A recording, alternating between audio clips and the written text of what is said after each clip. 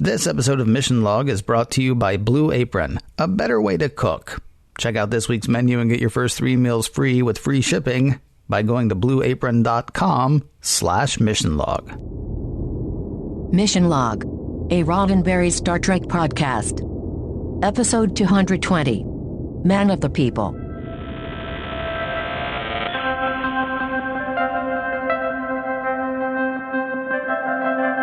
Welcome into Mission Log, a Roddenberry Star Trek podcast. I'm Ken Ray. And I'm John Champion. Each week, we look at an episode of Star Trek, taking it apart for messages and morals.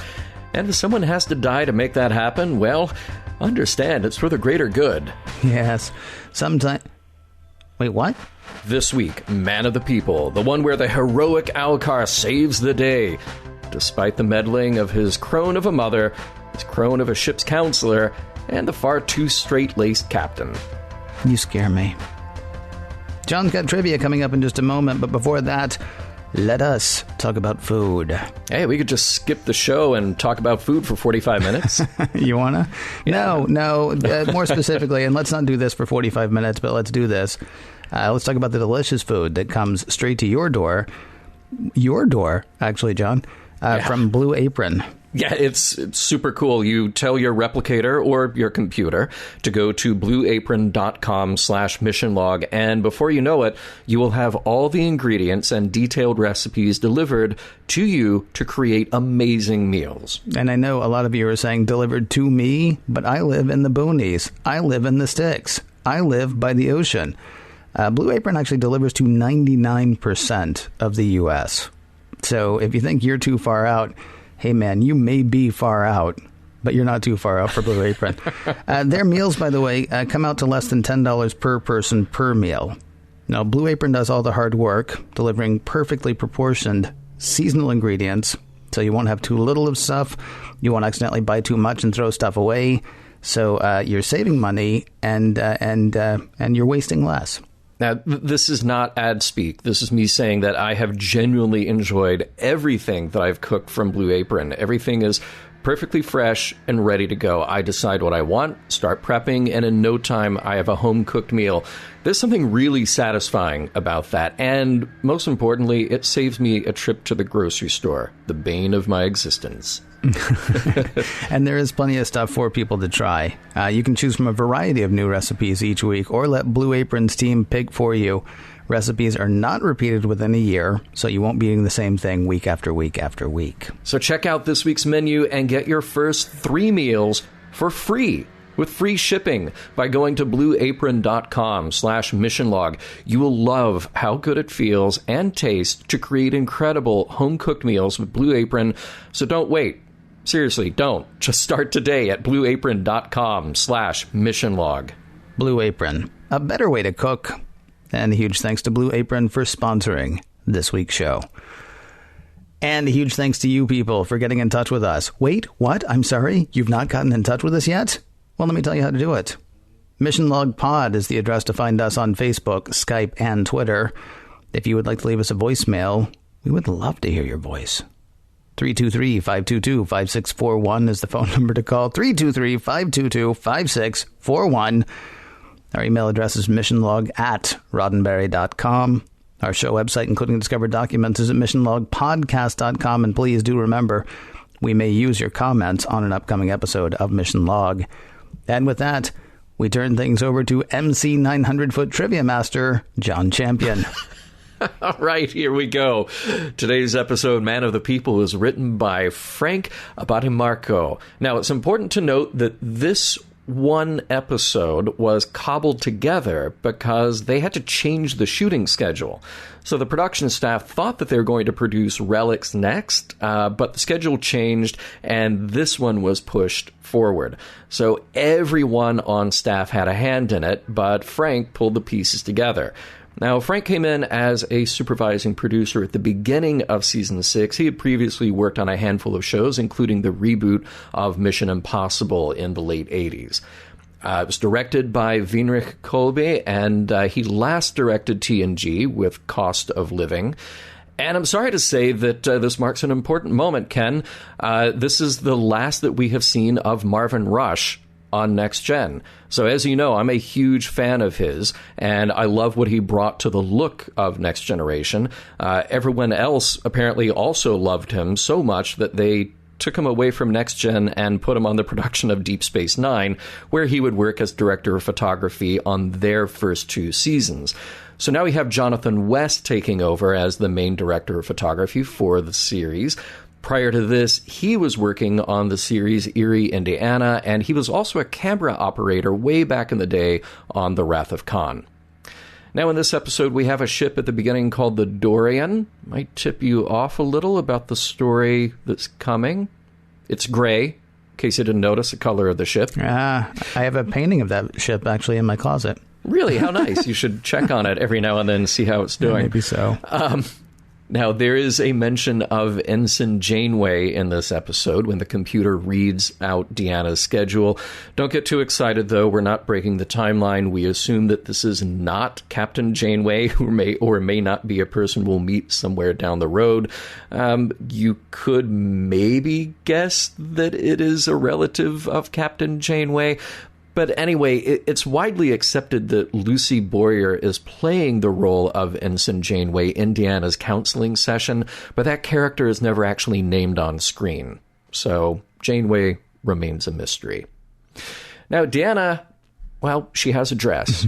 Well, she has several outfits, but there is a very revealing dress which makes an appearance in this episode. Remember that fat Ferengi in Unification 2? He wore it better. He wore it so much better. Yeah, that's right. Here you go to People magazine, you see them next to each other. Now, one of the women at his table was wearing that same dress and got used here for Deanna. Now, a handful of guest stars to talk about. George Wallace. No, not that George Wallace. And no, definitely not that George Wallace. This George Wallace plays Admiral Simons, who we see on a monitor. A highlight of his long career, he was the first actor to portray Commando Cody in the Republic serials in the early 1950s. Says you. I'd say the highlight of his career was playing one of the judges in Defending Your Life. Sure. One of my absolute favorite movies. And every time we come across somebody who's like tied to that show or tied to that movie in this show, then you get very excited about it. Yeah, I have to mention that. He was the one wearing the Casio watch in The Afterlife. Oh, that's good. You know, I mean, I'll give it to you there with Defending Your Life, but in Defending Your Life, if I'm not mistaken, he was not wearing a bullet-shaped helmet and a rocket pack. Well, we only saw him in the courtroom. Okay, well, true. Yeah, and it is the afterlife. You can kind of do whatever you want. Exactly. Yeah. Chip Lucia plays Alkar. Charles Lucia is mainly known for soap operas, but he's done just about everything in TV, including a guest role on Galactica 1980. Yes, that amazing show. And we will see him again in Voyager and on Enterprise. Susan French plays Alkar's mother, Malor. And she was born in 1912, primarily worked in theater, and then took her first professional on-camera role in 1965. She had a small but crucial role in the 1980 movie Somewhere in Time as the older version of Jane Seymour's character, Elise. And Susan French passed away in 2003. Finally, Leva is played by Stephanie Erb, still working constantly today. Stephanie has done just about everything from sitcoms to commercials to films. She may not be back for more Star Trek, but this episode is special since it marks her very first professional on-camera performance. Deanna is older than she has ever been, and now she is even older, and now she is even older, and now she is even older. She is older than she has ever been, and now she is even older, and now she is older, still.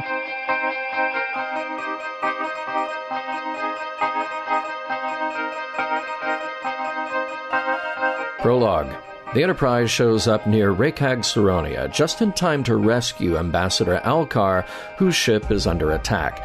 The ambassador was on his way to negotiate a peace between the, that's convenient, the Rekags and the Saronians.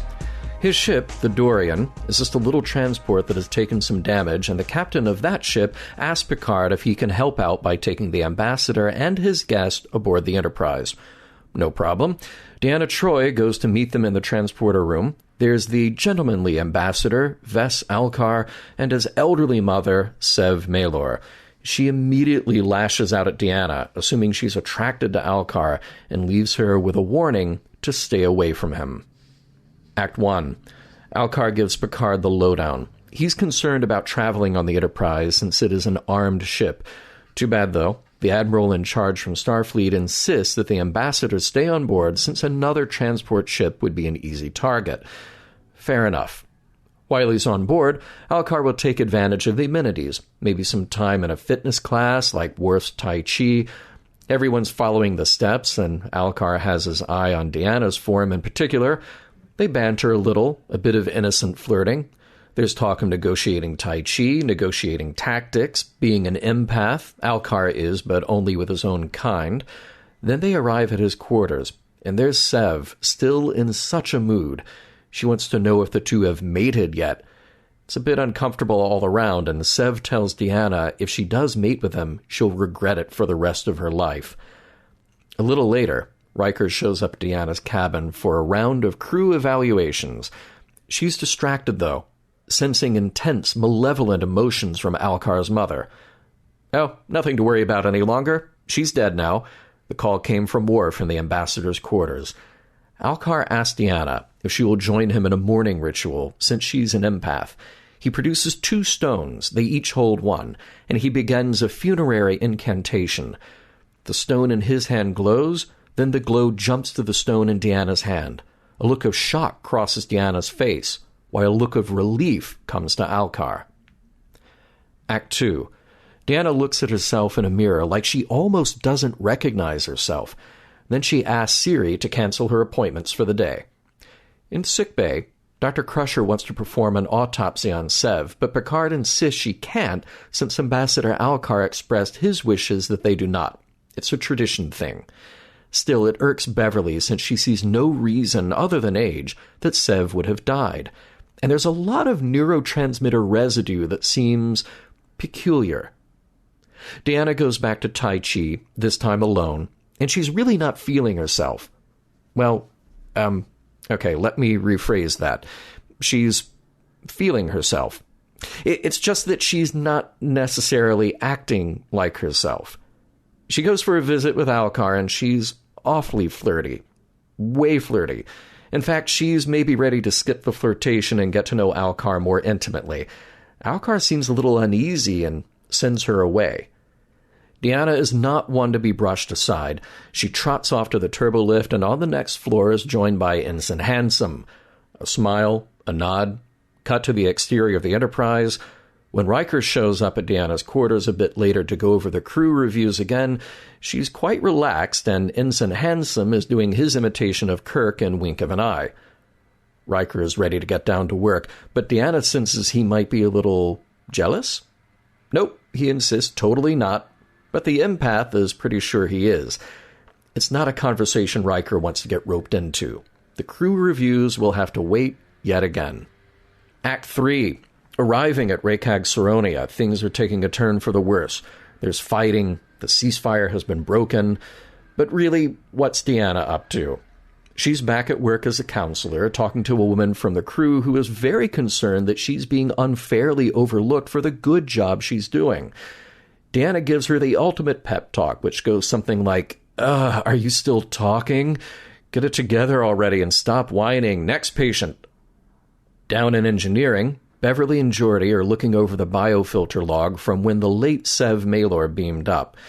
Since she still can't do an autopsy, Beverly is comparing those readings with her tricorder readings shortly after death, readings that show neural deterioration way off the charts. And again, she can't really look into the problem without looking directly into Sev Maelor's head, which, as we know, has been forbidden by Alkar and backed up by Picard. A bit later in 10 Forward, Deanna shows up having slipped into something a bit more something. Her hair has a gray streak, and she's showing a bit more skin than usual, and she has got swagger by the gallon. She starts accusing Alkar's cohorts of jealousy and lust before Riker can pull her away. safely removed to her quarters, Deanna then tries to cozy up to Riker, and he's kinda sorta resisting until a kiss turns into a scratch right across his face. Act 4. With only a little time passing, Deanna is looking worse for wear. She's older now. Alkar is heading to negotiations without her, which sends Deanna into a kind of desperate rage. Meanwhile, at New U, Riker is having his wounds attended to by Dr. Crusher, and while he's there, he explains that Deanna is seriously out of control. And when we say seriously, we mean seriously. At that exact moment, she's following the team of negotiators into the transporter room where she confronts Alkar. When Picard tries to stop her, Deanna straight up pulls a knife and stabs him in the shoulder. With security called, the delegates proceed to Rekag Saronia, and Deanna is taken to sickbay where she's restrained with a force field and finally given a sedative. What Dr. Crusher finds is interesting, if a little obvious, finding high levels of neurotransmitter residue in Deanna just like in Alkar's mother. If only she could do an autopsy to see if there's any correlation. Okay, this time Picard gives in. Cut her open. Alkar's mother, not Deanna. So here's something weird. Sev Maylor's internal organs are not those of a 93-year-old woman, and her DNA is not a match for Alkar. The mystery is getting deeper about what is happening to Deanna, who will probably die if nothing's done. Picard has no choice but to confront Alkar. The situation on Rekag Saronia is tense with negotiations breaking down, but Alkar finally comes clean with Picard. No, Maylor was not his mother. And yes, he may know something about Deanna's condition. Alkar has a special power. He can take all of his negative thoughts and emotions and transplant them into someone else. It helps him stay cool, calm, and collected in the high-stress world of negotiating. It may not sound fair, but what is the life of one or two when millions could be saved? Picard won't have it. He's taking Alkar back to the Enterprise to release Deanna, but Alkar has no intention of going. Leva, a young woman in Alkar's group, comes in to drag Alkar back to the negotiating table and firmly orders that Picard and Worf will leave. Act 5. While Worf and Geordi work on a way to take down the transporter shield on the planet, Dr. Crusher must come up with a way to break the psychic bond between Alkar and Deanna. If she doesn't, Deanna will die. And Deanna's death seems to be the only thing that could stop Alkar. So, we'll kill Deanna, okay? Well, not really. Dr. Crusher will give her something that can be reversed, but it's all in a pretty short window. They've got to be sure that Alkar breaks the bond with her in that time, and there's also a pretty big risk that he'll try to dump his negative emotions onto whomever is convenient. Hey, speaking of which, where's Leva right about now? It's official. Dr. Crusher calls the time of death, and Alkar is so smug about her death having purpose, and the fact that the Federation has basically said that he'll have a safe escort back home. Now time is of the essence. If you assume Alkar is going to try to pull the same emotion dump on Leva, you would be right. Out come the stones and the incantation. Meanwhile, Deanna is being revived, but they can't rescue Leva until Deanna is totally safe. Once she is, Leva is beamed away, leaving Alkar looking shocked and considerably older. He's aging rapidly, and in sickbay, Deanna is turning back into herself, fewer wrinkles and all that hair. The rapid aging has killed Ambassador Alkar. A sign of relief goes through the crew that Deanna will be all right. In her quarters later, Deanna tells Riker that she's relieved to be herself again. Everything from her perspective the last few days were like watching a holodeck simulation of herself. Will's okay with that. He says he'll be by her side when she's old and gray. The end. I have two questions about Alkar. Okay. Is he Armis's cousin? And is he George Romney's illegitimate son? Well, I'm not sure. Go back and look. He looks a bit like Mitt Romney, but if you go back and look at pictures of George Romney, Mitt Romney's father, holy cow. I mean, he might... George Romney may actually be doing the Dorian Gray thing. He's got that look of a statesman, you know. That's he doesn't just have the look of a statesman. He has the look of a particular statesman, a former presidential candidate and a former governor of Michigan. Wow. He looks like George Romney. Wow. I'm just saying. That's pretty incredible. Now, you may ask how it is I know so much about what George Romney looks like. And I will just say because the internet, and not because of time travel or, some sort of aging something or other. No, would never accuse you of that. Yeah. No. I love sci-fi technology, like the thing that Dr. Crusher uses to erase the lacerations on Riker's face. I love it because we take for granted that this is a thing in the future. Mm-hmm. You assume like, well, if it's a future thing and Dr. McCoy's got it, we're going to have this in the future. And I'm not kidding you. Maybe 3 days ago, I read an article about using existing fat cells in skin to regenerate skin after a wound rather than letting scar tissue form. Like, this is literally happening. This is new thing that says, well, normally when somebody gets cut and you have scar tissue, and you can tell because, it's a little raised and there's no hair growing there. But now we've got a way, kind of in the experimental phase, but proven to work, where you can take fat cells and make them act like skin cells, so no more scars. I thought that was so cool. That is pretty neat. The problem is chicks dig scars. So now what do we do? Well, that'll be a new industry. We'll have a new thing. Like if you want scars, like, that's from my saber duel, that one on my face, right. Then you go to the scar guy to get that. Yeah. Or you just get in a saber duel. I mean, right. It's probably cheaper. Right. Maybe not as sanitary, but because how do you tell the story? Oh yeah, I had this scar put there to impress you. So I got to say, I think one of us is actually being promoted. Fingers crossed. Could be you. Could be me. I don't know which, but I think one of us is getting promoted from peeling potatoes because that guy that Riker found in Troi's quarters is really going to need some boring punishment duty to do. Oh, yeah. Boy, that's right. So you think about which part of the ship you want to serve on, and I'll think about which part of the ship I want to serve on. Yeah. Because one of us won't be in the galley next week. That's a good point. And man, and it's right during crew review time, too. I know. Although, it's going to be a split decision there because I think Riker's going to be like, no, I don't think he plays well with others. And Troi will be like, oh, no, I think he plays very well with others. Yeah. See, this is the problem when you have a show like Star Trek and we're only shown the 148-minute segment out of the week that something interesting happened. It's all those days in between we don't get to see. Yeah. And they're going through like 1,000 people and here's Ensign Handsome. What is he? I remember there was an opening on the Melbourne that would be great for him. And the opening on the Melbourne was like in the hull, wasn't it? Yeah, exactly. Yeah, exactly. I have no problem with that. It's interesting. You call him Ensign Handsome. I call him Kurt Russell Light. Oh, okay. All right. Well, that's not to say that Kurt Russell Light would not be handsome. No. Kurt Russell's a handsome man. Yeah. So let's talk just for a moment about that Riker and Deanna relationship, because we are. We've seen over and over again that they are friends with benefits. I think this might have been the most friends with benefits-y episode that we've seen. They care deeply for each other. I like kind of that coda in the episode.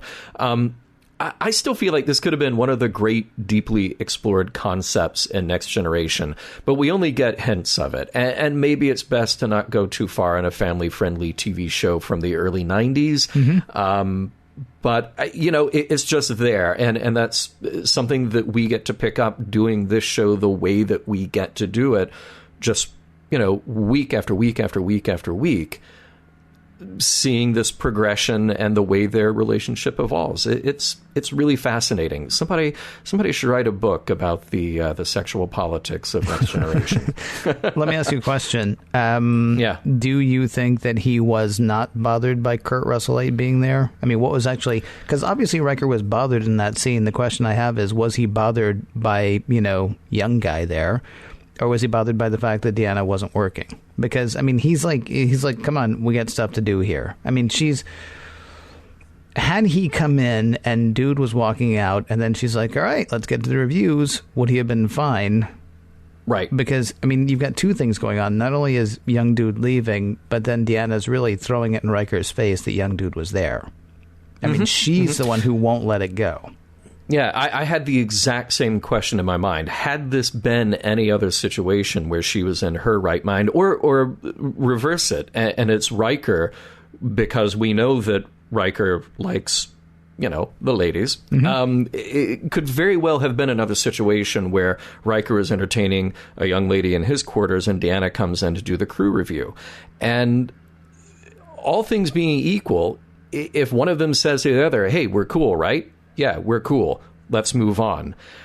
That would have been a very different thing. But I think your point is key here, that it's Deanna not in her right mind, but really pushing Riker and rubbing this in his face. Yeah. That's the uncomfortable thing. There are a couple of points that you can point to, though, or a couple of instances that you can point to, though, where Deanna is not going to be okay with it. But the problem is this is not all being written by one person, or is it all being guided by one person? So, like... not even, yeah. Yeah, I'm thinking, like, the episode where... I can't even think of the word right now, and that's so ironic once I actually come up with the word. Okay, the amnesia episode. Yes, that honestly, seriously just happened. Okay, so the amnesia episode where nobody knows who they are or why they're there. Okay. And so Riker and Ro end up together. And then at the end of the episode, Troi is obviously upset that Riker was with Ro.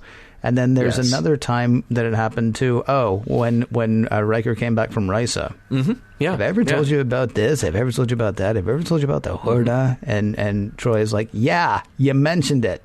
Yeah. But I don't know if that is. I don't know if that's because those are both actually. Well, not that one. The one where Troi was upset about Riker talking about Risa so much was actually a funny moment. The one with Ro did not feel like a funny moment. It actually kind of annoyed me. Yeah. And I don't know, like, we have this thing where on the one hand, we want to try to, like, draw a line through the characters all the way through the arc. But then you got different showrunners, you got different directors, you got different writers, you've got many hands in writing one particular episode sometimes. So it's kind of hard to decide any one thing based on even everything that's come with these characters to this point. Yeah. Yeah. No, all we're left to do is to sort of pick up the pieces and try to make it fit into a straight line, but it doesn't always work like that. But what we're doing is kind of picking apart the most interesting pieces of that and see if we can synthesize something about their relationship from that. And this was a pretty interesting one, and it left you and me with the same question in the end. What was exactly the source of frustration and hint of jealousy there? Yeah. So good question. Thanks. That scene with Deanna giving advice is just awesome. Yes. Some sort of. I love that scene. Yeah. I think that scene is absolutely fantastic. And I know it's supposed to be brutal. And it is absolutely brutal. And it's hilarious. I wish it had been a guy that she was doing that to instead of a woman. Because the fact that she's telling a woman to be a good little lady for a guy who's her superior actually kind of propagates a sexist attitude. But it's still funny. Yeah, sure. I mean, it's not funny because it's sexist. It's funny, but it's also sexist. No, I get it. I mean, one thing that sort of makes this episode interesting to me is trying to figure out how much of what's happening is Troi as opposed to how much is just everything that's ugly in Alkar in Troy's body. Like, because there may be a part of Troi who, like, when she sits there, I think you actually mentioned it in the recap, there may be part of Troi, who every time she sits there listening to somebody, it's just like, enough. Yeah, exactly. But this might also just be all of the ugliness, the sort of Armis that was in Alkar that got pushed off into Troi. It's kind of hard to know. It's a little bit of a Naked Now thing where you have to ask, like, if all the walls are down, what actually comes out of these people? So, well, it's a little bit of a Naked Now thing, except maybe it's not. I mean, that could, I mean, Deanna actually says at the end of the episode, it's like watching a hologram of someone else. Yeah. So, I mean, we don't know if everything negative that's happening with her is all just Alkar's negativity, or if it's actually tearing down walls that she has herself. So I realize that this is the kind of logic you have to follow if you want to tell this exact story the way it's told. But it does seem like it takes everyone a while to figure out that there's a problem. No one seems to be suspicious of anything other than Riker getting scratched until Picard gets stabbed. You know, I think maybe, does Deanna's erratic behavior have something to do with the new people on board? Well, maybe we should look into that, you know? So, you know, but by the way, speaking of that, the knife that Deanna pulls, it's the Darmok knife. Is it so really? I wondered if there was a scene missing where she's just like wandering around the halls in the Enterprise and breaks into Picard's quarters to get that knife. Like, what are the things that are important to Picard? Oh, here, I'll take this knife, and no, I don't need that flute. I was going to say, if she's walking around next week playing a penny whistle, right, then we'll know. Yeah, then you'll know. I have to say, I really don't care about the situation on Rekag Saronia, but I don't think that we're meant to. But what's weird is that we really don't have our bearings, I felt, in this episode. So where is Alkar coming from? And are Rekag and Saronia two cities on the same planet? It seems like it. Or is the planet just kind of split down the middle and you've got one hemisphere with the Rekags and one with the Saronians? And why didn't anybody before Picard think about meeting on neutral ground? Like, it just seems like we're going to throw anything that has to do with the negotiation, the Rekags and Saronians, into sort of the blender of the script, and just they're negotiating. It's people, and they have to negotiate. Now, let's get back to the rest of the story. Yeah, well, what I find interesting about that, actually, there were a couple things that I like you. I thought about it for maybe 20 seconds. Right. First of all, the meeting in a neutral space, they can't even decide who's going to sit where around a table. Right, so getting them to decide where they're going to go, and if they share the same planet. I mean, it does seem kind of silly to go to a different planet because, I mean, they do share the same planet. What I actually found most interesting, though, is the only reason the Federation even cares is because it's messing up a trade route. Right. Which I thought was kind of, first of all, to quote The Hitchhiker's Guide to the Galaxy, space is big, really big. You got 3 dimensions. So, I mean, I'm not sure why we have to go right by that go planet. Around? Yeah, exactly. Go up. Go up. Well, there is no up, of course, but, go that away. And, the Federation's only into this. It's like, yes, millions of people are dying, but we don't even have to go by there. Right. Exactly. So really, let him. Hey, where did Riker go after Deanna scratched his face? Because he tells Dr. Crusher that happened last night. Was no one on duty in sickbay? Or did he just think, like, I'm Riker, I'll sleep it off. This will be gone by morning. Right. Well, he might have replicated some Bactine. The only problem is he didn't realize that replicated Bactine is really just for flavor. Right. Exactly. It doesn't heal. And so the next day he's like, oh, I guess I actually have to go talk to the medical professional. Right. We have to point out that Worf truly is, in that moment, in Rekag Saronia, the worst security guard in Starfleet history. He's literally standing there with 2 guards holding him at gunpoint and taking his phaser. Yeah. Normally you beat up on Worf and I defend him. Yeah. This week I was just like, seriously, you don't even say anything. You don't even say anything when they're taking your weapon. Like, Picard looks over. And Worf's like, right. That happened a while ago, actually. Sorry. When they got up in Act 5, Picard's like, beam him out of there. And Worf says, Captain, I'm sure they've reactivated the security field. And I wanted Picard to go, really? Like, you were sure we were safe on the planet? Like you were armed and ready? Yeah. Exactly. Why don't we run a scan to see whether they've actually done that? Because, no. I still trust you completely, Worf. I just, yeah. Hey, I have a new idea. Since, we were talking about transporters last week, why kill Deanna? Why not just keep her in the pattern buffer for a while? Yeah, because then Crusher wouldn't get to kill Deanna. Oh, right. Yeah, that's what it's all about. I kept watching this episode with like, okay, so you're never going to be able to see this episode the same again after this, okay? There's a darkness to Crusher in this episode. Yeah. She cannot wait to cut up that old lady. I mean, she just absolutely can't. And she's like talking to everybody about it. Like, she's sitting there with Geordi and, he's like, so yeah, the record's a little weird between when she got here and, when she died. Yeah. And Crusher looks at Geordi and says, of course, the best way to get the information I need would be to do an autopsy. Right. Right. Yeah. And I wanted Geordi to say, you can't see my eyes, but I'm blinking. Yeah, like really nervously right now and uncomfortably. Right. And then Crusher like finally gets to cut up the old lady, and she's like, oh yeah, but it's still just nuts. No. And then she's like, so we're going to kill Deanna. And Riker's like, wait, we're going to kill Deanna?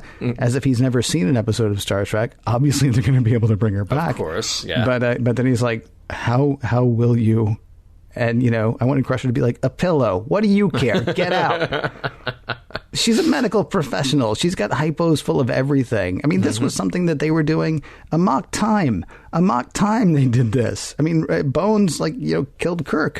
That's the way it works. With a hypo. Yeah. And then brought him back because it's just a thing we do. But apparently Riker wakes up in a new world every day.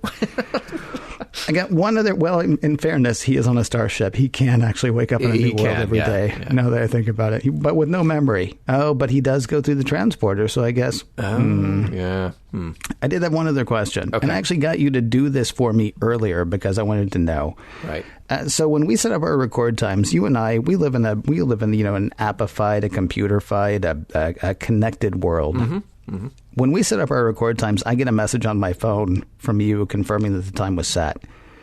And when we either change or cancel a record time, we also get a similar message. It was actually weird because I said, hey, do me a favor, cancel today's record because I'm bored of you. No, I said, hey, do me a favor, cancel today's record because I want to see what happened. Yeah. And my computer, my iPad, my iPhone, and my watch all said, something happened, right? Yeah, right. So when Troi canceled all of that day's appointments, what happens? Do they all get text messages at their workstations? Right. Does their communicator badge sort of vibrate? My favorite thing, of course, is the thought that the computer, since most everything is done with audible commands, that the computer just says out loud in front of everyone, hey, your counseling session's canceled. Right. Because HIPAA laws are so 21st century. There's no shame. There's no shame in seeing the ship's counselor. So, people are probably cool with that. I would imagine so. Oh, is this about that? No, I said we weren't talking about that thing. No, this is not about. I just wanted to say hey.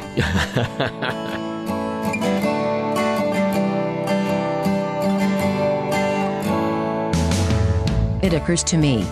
That older than you have ever been thing, it is true for all of you. It must be very difficult. Being ugly bags of mostly water.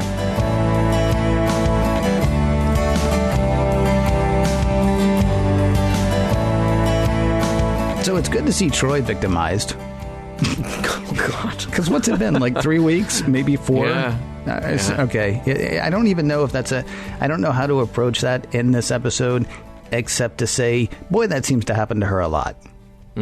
Yeah. It's not even a theme. It's just when we were talking earlier about drawing a line, through each character, you don't really get so much about character development from a lot of the characters as far as from one week to the next they will be, and then they will have grown from that, and then they will have learned from that, and then they will have moved on. But man, if somebody's going to be taken over, if somebody's going to be violated in some way, it's going to be Troi. Yeah, pretty much. Yeah, I don't know what else to add to that other than to say, yeah, I see the same thing. Yeah, which, and it's weird to talk about that in terms of this episode because that is not a theme of this episode. Was it Violations? Was that the one with Jev? Was it called Violations? I can't remember. I mean, that was a theme of that episode. Yeah. And in a way, while it was tragic to see that happen, well, it was very tragic to see it happen, obviously. But I mean, that was the theme of the episode. So you kind of have to say, okay, well, that's going to happen to her. Happened to Riker as well. Can't remember who else it happened to in that episode, but it happened to a few people. In this episode, it's just sort of okay, so somebody's going to be violated. Who's it going to be? Well, I could flip a coin, but it's going to be Troi. I mean, right.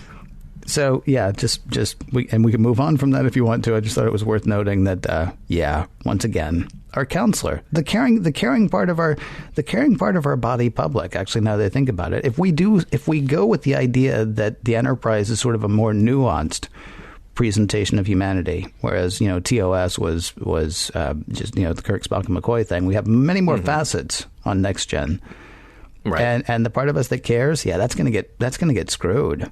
Oh, every time. Yeah, there's a message. Just don't open your heart. Yay. So this is, in this episode, we have one of those sci-fi things where an idea is given literal physical form on screen. So, but it was interesting because we know for real that negative emotions have a way of breaking us down and you could say aging us, or distracting us or making us not our complete selves. In this episode, those emotions literally make another person grow old prematurely, which then seems a little weird that you just reverse that and then boom, she's back and she's got the hair and her skin looks nice again, So a little... playing a little fast and loose with the physiology of it all. But so what? I mean, I think we give them that in this episode to say well, that's the way it happens here. And we have to tell the story somehow. And if we're going to tell a Dorian Gray style story, then that's what has to happen. Yeah, you're being more forgiving than I am. Why didn't it happen to Seb Malor then? Yeah, why didn't she turn young when she died? Yeah. Yeah, because she was 30 years old, according to Dr. Crusher. Right. Yeah. Right. So let's talk about Alkar a bit. I'm just going to say that he's a slimeball. Sure. Yeah, unfairly using other people. And he tries to justify his intrusion by some nonsense about the ends justifying the means. Really glad to see Picard call him out on that. We have to ask, though, because I think at least for a split second, there is the idea proposed. Is it ethical for one person to die if it will save millions? We know Deanna Troi, but we don't know the people of Rekag Saronia. We've talked before about this ethical dilemma of the runaway train and you control the switch. Do you throw the switch so the train will hit one person or 5 people? But what if you know that one person and you don't know the 5 other people? It's kind of made a little more relevant currently with the question of self-driving cars. That there is an ethical question about how self-driving cars will protect themselves and the drivers inside, given, let's say, a no-win scenario. Mm-hmm. If a computerized brain in a car is presented with the idea, well, one path will lead to this amount of potential injury. This other path will also lead to injury. How do we weigh out which one is acceptable or not? I think the other question that we have to ask, though, is would it be different if Troi or somebody else that we know had volunteered for the psychic connection? Maybe even knowing that it would lead to their death. Maybe if Leva at the end had volunteered for that position in order to save the people on Rekag Saronia. Now, at that point, it's irrelevant because those people had already reached their agreement. But at some point leading up to that, if that's truly what needed to happen in order to broker a peace, then are we okay with somebody sacrificing themselves in that way to let it happen? Of course we are. Okay. Picard did it. Picard did it with Sarek, because Sarek's going mad. Yep. But these negotiations have to happen, and so Picard's like, I'll do it. I will take on your madness. I will take on all of the insanity that's been bottled up in you for 200 years, you thing that bottles up emotions, you. And and we're okay with that. It's dangerous for our captain, but it actually shows a fortitude on the part of our captain. I actually miss the world that I used to live in, where the ends didn't justify the means. And I seem to remember a time when most of us thought that there were lines we didn't cross. Now, you can say the needs of the many outweigh the needs of the few. I get that. Mm-hmm. But I think we had this idea that you tried not to, violate someone else to accomplish what you wanted to accomplish. I will be 100% honest. The problem that I'm having with this episode is I cannot untangle it from things that are going on around us, even as we speak. Yeah. Ideas that are being presented about torture, because, there's some bad dudes. Mm-hmm. Things that we're hearing about denying people rights and permissions that have been granted.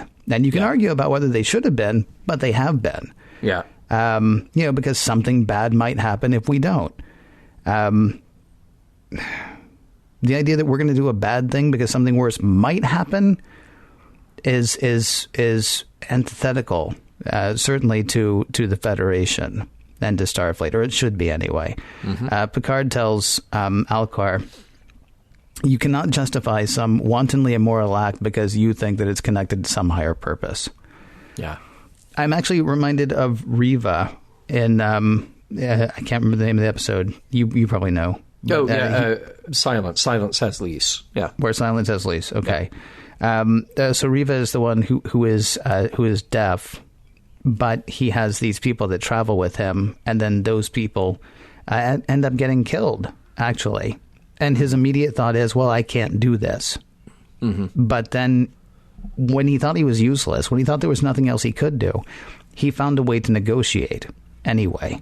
Right. Alkar is taking the easiest of easy ways, and he's trampling on somebody else to do that. He's not trying to do things properly, and he's not even sure it's going to work. I mean, we don't have... there's no guarantee that this guy's going to be able to do the thing that he wants to do. There's no guarantee of success, right? Right. But he's going to go ahead and kill somebody else so that he can at least try. And that's wrong, it seems to me, because he could still try and feel bad some days. Yeah, right. Because that really seems to be what we're coming down to. Unless he's a terribly vile person most of the time, in which case, why would he even care about trying to get his negative emotions out? He would just, go in and screw up the negotiations anyway. Yeah. Jean-Luc Picard says to him, you are a coward, Alkar. You exploit the innocent because you're unwilling to shoulder the burdens of unpleasant emotions. And he's dead on. As far as I'm concerned. I mean, and take your needs of the few stuff and stick it. I mean, if somebody wants to, if somebody wants to volunteer to take on these negative emotions for him, they become great people at that point, maybe. Although you could still argue, well, no, just deal with your emotions. I mean, that was, again, I think you mentioned the enemy within earlier. Well, I'm about to mention that, or you're it. going to. Sorry about that. Yeah. This is why I shouldn't read ahead. I mean, ultimately, in The Enemy Within, we decided that the whole thing was about, I mean, you take the good, you take the bad, you take them both. And there you have. Yeah. And so, I mean, this episode sort of made me ill on a few different levels. Sure. Actually. Well, let's talk about The Enemy Within, because it's a slightly different version of this topic here. So, Agro Kirk was a sexual predator who lashed out at others as soon as they discovered what he was doing. Alkar is dumping all of his negative emotions and impulses on others rather than dealing with them himself. He hasn't had the Kirk moment of reconciling that part of himself. He hasn't had the opportunity to hug it out, or he hasn't taken the impetus to try to sort this out on his own. I definitely thought of The Enemy Within when analyzing this episode. You say he hasn't had that opportunity, but I would argue that he actually has that opportunity every time this happens. It's just, I mean, at this point now, it's gotten But he takes the easy way out, obviously, yeah. Right. At this point, it's gotten so bad that he actually can't do that anymore because it will kill him. Right. And I guess, I mean, that could be a metaphor for all of the things that we avoid in our lives. Just like, there's a great movie called, what was the movie? Well, it's illustrated beautifully in Catch Me If You Can, actually, with the stuff that Frank Abagnale's father, played by Christopher Walken, he lives in a world of his own, and it ends up sort of falling apart around him, but he still sort of like has this everything's fine mentality. Everything's Fine is another movie, actually, or Everything Is Fine. It's an Italian film. They remade it for the U.S. Robert De Niro was in it, but it wasn't as good as the Italian version. Yeah. I mean, it's like putting blinders on is pretty much all Alkar has done. But he's gotten to a point now that, I mean, he would have to have a psychological break if he actually did, take all of those negative emotions back on, or just turn 100 and die immediately. Right. Well, either way, you're good with it. Now, if we get to the gender politics of the whole thing, and I feel like that's a whole other episode, but I think there's a conversation to be had here on all sides. So back to the Kirk thing with The Enemy Within. I wondered if there's a bit of a condemnation of male sexual stereotypes here. He's aggressive and jealous and forceful and uncaring and all of this stuff that were the truly horrible negative parts of Kirk That's what we see in Alkar. There's also the female side here, though, which now technically it's his emotions, but it's played out through the women around him who then become super jealous and nagging and uncontrollable and hyper emotional and all of this stuff. I mean, I feel like there's a whole other thing to be said about this episode just based around those topics. You know, when you and I were talking to the women from Women at Warp, and we were talking about the enemy within, and kind of the important message in that. And they're the ones who brought up, they said, yeah, but look at negative Kirk. Negative Kirk is the one who has the sex drive. You know, what are we saying about the male sex drive by just putting that on negative Kirk? So it was kind of an interesting way of looking at that episode that you and I had not really considered before. But I definitely thought that when watching this, that we really make a point of saying that these are negative traits that he needs to get rid of in order to be able to do his job. But then when it's sort of filtered through the women around him, it becomes something else entirely, just this completely over-the-top caricature of the nagging, uncontrollable woman who is fueled by jealousy at all times. It struck me as a bit of confused writing, though, because he's not Adonis, right? True. So they get all the negative, and I'm not saying there's not, you know, I'm not saying that different people aren't attracted to different types of people for different reasons, but everybody on whom he puts these negative emotions is attracted to him, is insanely jealous of anybody else that gets anywhere near him. And so what is that? I mean, are we supposed to believe that this is actually the sexiest guy around and they just got somebody who looks like George Romney to play him? or is it his own emotions that do want to get back to him? And I mean, either way, it just kind of doesn't make a lot of sense. Yeah. So, I mean, that's the thing. It's actually hard to find. It's hard to figure out what's... Is this just Troi now with her walls torn down, or is this some weird byproduct of Alkar's emotions, wanting to be part of Alkar's life again, wanting to be part of that whole? Although, why would the emotions want to be part of that whole? You would actually need Alkar to do that. I got to come back to sexism. I apologize. Kind of. There are weird moments of levity in this episode that just aren't funny. You know, like she says, wow, you have real control of your body and mind. And Alkar's like, yeah, I do. And Troy's like, yeah, I do too. Except sometimes I can't get my body to do what I want it to. Because, you know, and then Alkar's mom is senile, says Riker. We could all end up that way someday. That's not really sexist. I was just like, you're weird, man. Because then he laughs like, we could all, you know, go nuts. Yeah. And the other one that really bothered me was actually at the end of whatever. Okay, we're going to do the performance reviews. We're going to do the performance reviews, but I'm going to reward myself with 2 ice cream sundaes.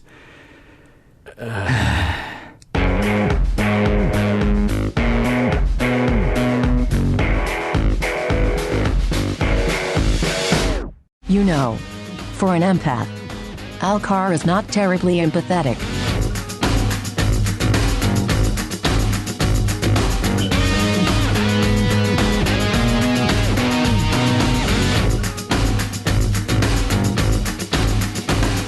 So Ambassador Ves Alkar, he's a man of the people, Ken. Man of the people. He's got it all under control, doing such a good job at it. But when we look at his story in retrospect here, do we think that the episode holds up? Man of the people on Next Generation. Ken, what have you got? Do I think the episode holds up? That's what I want to know. You know what I like about Buffy the Vampire Slayer? Okay, wait a minute. Do I sense some evasion here? Yeah. No, actually. Okay. What I like about Buffy the Vampire Slayer is things happen. I would actually say this is true of Joss Whedon in general. Things happen and they stay happened. Like sometimes a season later, something will come back. Something that seemed like totally insignificant when it happened. And yet it ends up being either pivotal or at the very least people remember it. Crusher says that Sev Maylor had the system of a 30-year-old, but when she dies, she still looks 90. But when Troi lives, she goes back to looking her age from when the show started. Mm-hmm. It's gotten to the point now, and by the way, we came back to we've only got a minute to save her. We've only got a minute and a half. We've only got a minute, and we're coming down to the last 30 seconds. I mean, obviously, she wasn't going to walk around looking 90 forever, but she should have walked around looking 90 forever. I mean, I'm getting to a point now of I'm having a hard time with nothing carrying from one week to the next. I'm having a hard time with sometimes nothing carrying from one scene to the next. And then there's just a bunch of other clumsiness in the writing that we talked about in the last segment. So to me personally, no, the episode as a production doesn't hold up. Yeah, makeup's fine, and yeah, we get to see Marina Sirtis go nuts, which is good. I mean, she's good in this episode. Mm-hmm. Yeah, but overall, I don't feel like. When we can point to 3 or 4 other episodes that address some of the same topics in a much better way, sure, then I feel like I personally have to say this episode doesn't hold up, at least for me. What about you? Yeah, I feel a similar way about this. I mean, I agree with you. Good on Marina Sirtis. We've talked before about how some female characters on Star Trek haven't had a lot to do. Or how maybe they weren't written to their full potential. And we've heard about this since TOS, when you have women like Nichelle Nichols saying, well, I was going to quit because I had nothing to do except say hailing frequencies are open. Or then you had Denise Crosby quitting because, hey, I've got nothing to do except, stand behind the horseshoe and say they're firing their weapons, and that's it. Mm-hmm. So this, at least, we've given an actor something to do that has some weight to it and some range to it. So for her, the last couple of seasons and now this show that there is a lot more to Troi than just standing on the bridge and pointing out the obvious to Captain Picard. This show, unfortunately, has the big downside of the B plot. And granted, the plots are very much tied together, but there's really no time for a B plot, meaning the political intrigue on the planet. So the best stuff is with Deanna and Alkar, but we have to give Alkar a purpose. And his purpose, like the entire situation turns out to be, I'm going to negotiate a treaty. Things are really bad here. Hey, I fixed all the problems. I mean, that is the summary of how that whole thing happens. So that's a little clunky in the writing. But there's a lot that's clunky here in the writing. I think all the actors are fine.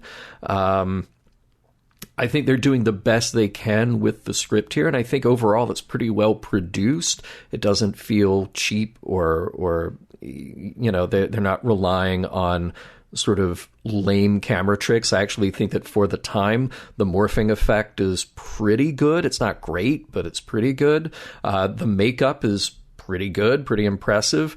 But all in all, it just sort of the pieces don't add up to make something great, even though there are great pieces in this episode. So no, I have to say that it doesn't quite hold up. But there might be some messages, morals, and meanings here to explore. So anything you picked up there? Well, all the stuff I was talking about in the last segment about the ends not justifying the means. I mean, and I know there are people who disagree with that, and I get that there are people who disagree with that.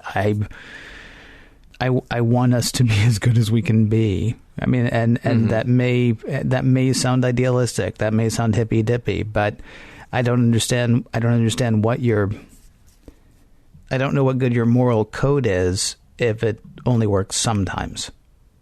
Mm-hmm. I mean, that's really what it comes down to, I suppose. We believe in treating people fairly. We believe in peace. I mean, Alkar is going there for peace, but somebody's going to have to die to get it. And I'm not talking about war. Again, I understand sometimes we have to fight wars. I completely get that. I understand acting in self-defense. I completely get that. I'm not somebody who says there's never any reason to kill ever. But Alkar's killing on the hope that maybe he'll be able to do something. Alkar's doing something bad, hoping that maybe this will end up being a better thing. And there's no guarantee that it won't be. And in the meantime, he's he's as bad as the people he's trying to stop. Heck, he's probably worse than the people he's trying to stop. We don't even know why they're fighting. They may actually have like real reasons that they're fighting each other, although we're given to understand that they don't, since the negotiations pretty much end in about 30 minutes. But I mean, it's possible they have real reasons to fight each other. Alkar, on the other hand, is just, he's going to kill because that's going to make it easier. It's going to make it easier for him to do what he wants to do if he just goes ahead and violates somebody else's life. Yeah. And so, and we are told directly in this episode, this isn't even like a private little war where we're left at the end going, wow, did they do the right thing? I mean, we're told Picard faces the camera and says, "You're a coward. Stop it." And, and so if you missed that message, go back and watch Act 4, I guess it is, because Picard will tell you exactly what the message of this episode is. At least one of them. Were there others, sir? Yeah, no, I mean, I totally agree with you. It's nice. Star Trek is heavy-handed sometimes, but sometimes it has to be, because that's sort of what makes Star Trek is being a reflection of what we feel about our values. And to have Picard be the moral center of the show and tell the audience by telling Alkar, this is what we stand for, this is what we believe. It's kind of nice to see that from time to time. So I completely agree with you. I think, there are some other messages kind of floating around in there.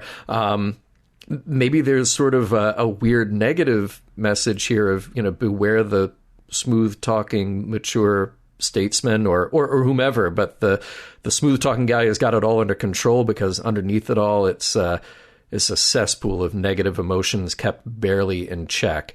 But other than that, I wondered if we're back to a little bit of realm of fear. Alkar hasn't faced his fear, the biggest threat being his own negative impulses and emotions. He's living a lie about who he is, and he has never, ever come to terms with that. So there's a little bit of a parallel with, with what we've seen before.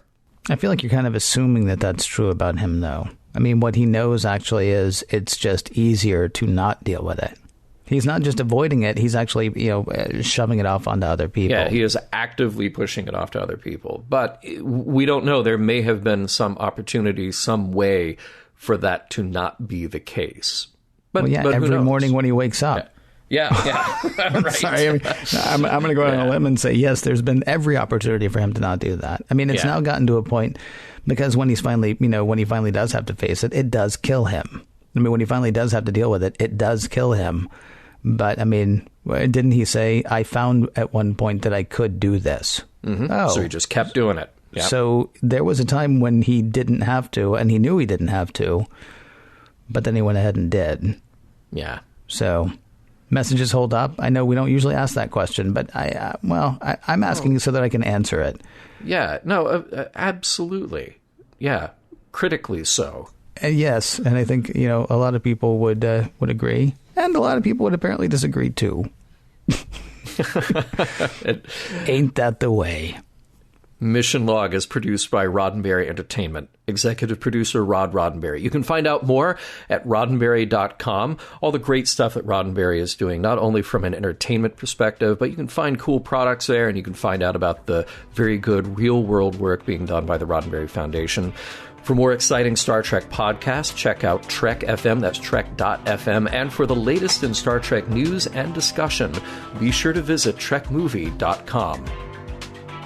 Next week, Relics.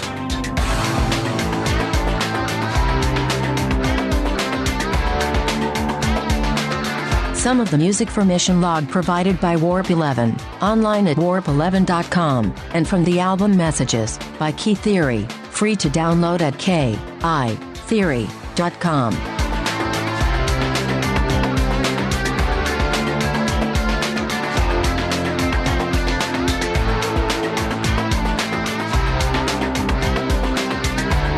That was hard work. I am going to reward myself with 2 ice cream sundaes. End transmission.